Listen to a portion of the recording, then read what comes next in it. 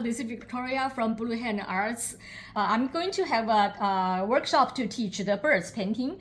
This famous painting, I made this, but this painting is from famous Song Dynasty painting, fruit tree, loquats, and the birds. This workshop I'm going to teach is concentrated on the birds. In Chinese elaborate painting, we have some common roles to do, and it's also useful, transferable for later other painting of the birds. Not just you watch the picture and you do whatever you see. There is some roles, but in common, the techniques in common we are going to do.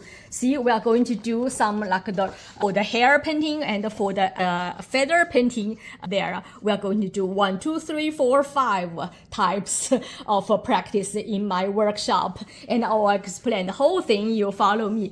Thank you for your interest and welcome to join July 16 Tuesday.